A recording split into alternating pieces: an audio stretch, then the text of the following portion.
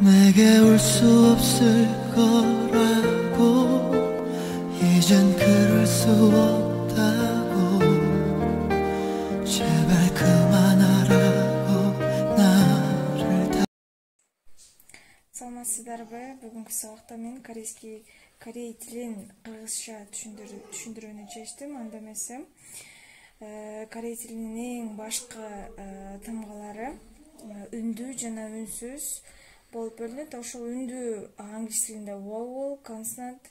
Биринчи vowel'дан баштасак, үндүүдөн а, я, о, ё булардын баардыгы ушундай эме менен жазылат. Андан кийинкиси и, о, ё, ю, ы болуп. Ал эми үнсүздөрү болсо 14 үнсүзү бар.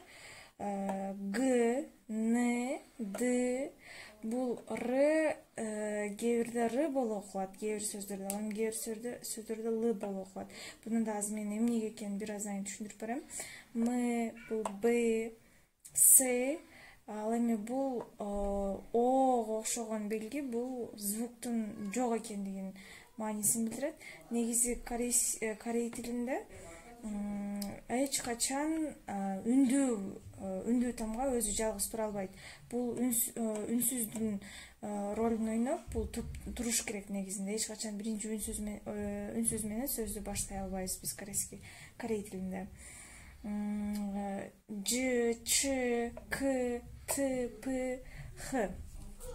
Анда эмесе бир аз мисалдарын айта кетсем, үндүүлөрдөн биз сүйлөм түзгөндө үндүүдө биринчи мондай өздөрүнүн закону бар. Үнсүз үндүү же болбосо үнсүз анан үндүү мондай болуп жазылышы мүмкүн. Же болбосо мондай асты үстү болуп. Мисалы, биринчи үнсүз анан үндүү болсо, мына бул үнсүз анан үндүү болуп атпайбы бул жерде. Бул мен силерге жана могул айткандай звук жок деген маани билдирет. Качан үндүүнү биз жазганда же бир үнсүз менен баштаганда ар дайым бул белги бул жерде туруш керек. Бул үнсүздүн ролун аткарат. Мынакей үнсүз, андан кийин үндүү, андан кийин үнсүз, үндүү. Ушул закон менен жазышыбыз керек да. Бул жерде мына бул жерде бул законду колдонулган. Үнсүз, үндүү болуп. Аги бул жерде жаш бала дегенди билдирет. Аги деген бул а үндүү. Андан кийин копи бул кофе, биз ар дайым ичип жүргөн, ошол эле маани билдирет да. Бул жерде о үндүү.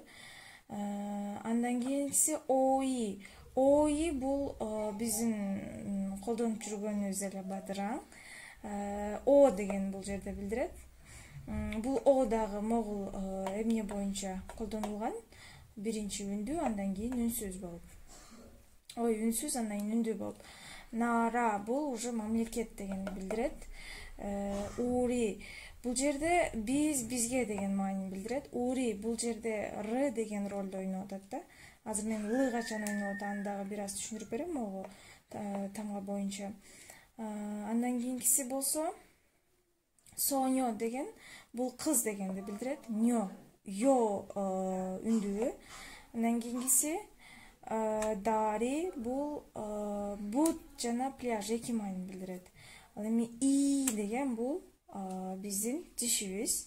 Ал эми бул р боюнча бир аз айтып кетсем, р качан л болуп окулат. Бул жерде мына мире деп турбайбы, мире деген бул жерде р болуп окулат.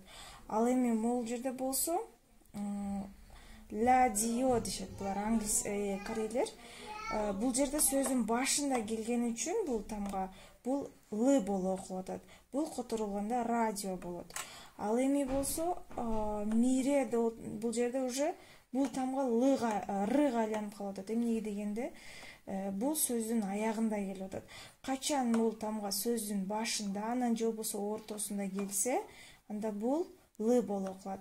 Качан бул тамга сөздүн аягында келсе, анда бул р болуп окулат. Мире, келечек деген маанини билдирет. Аны эмесе бүгүнкү сабагыбыз соңуна чыкты. Сиздерге чоң рахмат. Эгер жаккан болсо лайк басып, подписация кылып койсоңуздар болот.